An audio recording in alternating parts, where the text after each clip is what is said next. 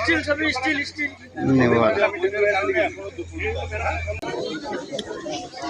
এই কাটি দাও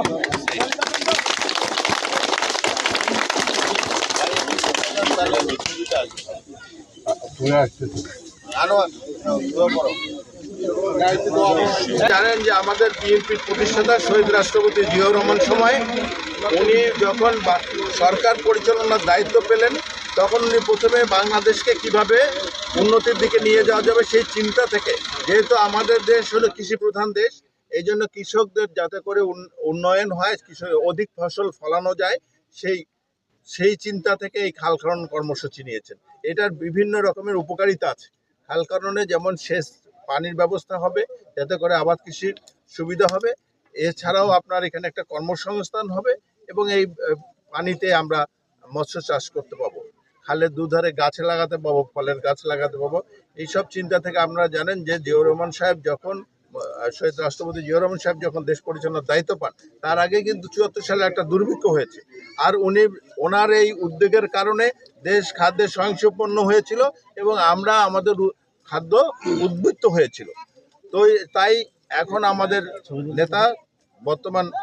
মাননীয় প্রধানমন্ত্রী জনাব তারেক রহমান সাহেব নির্বাচনী ইশতেহারে খাল পুনর্খননের জন্য যে ওয়াদা করেছিল, তার এই ধারাবাহিকতায় আজকে পাটগ্রাম উপজেলায় এই খাল খনন, এই জিয়া খাল খনন, এই খালটার নামই ছিল জিয়া খাল, এই খাল পুনর্খননের কাজ আজকে আমরা শুভ উদ্বোধন ঘোষণা করছি।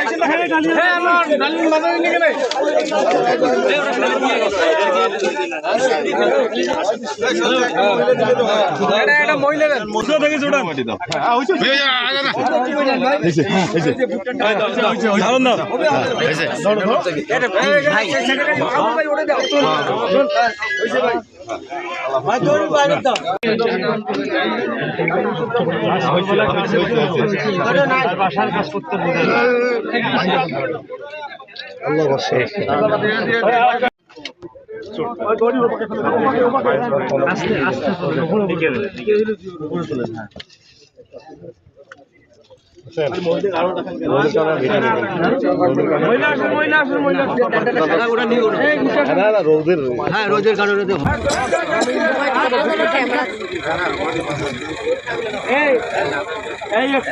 ঢলে দিয়ে জায়গা করো তো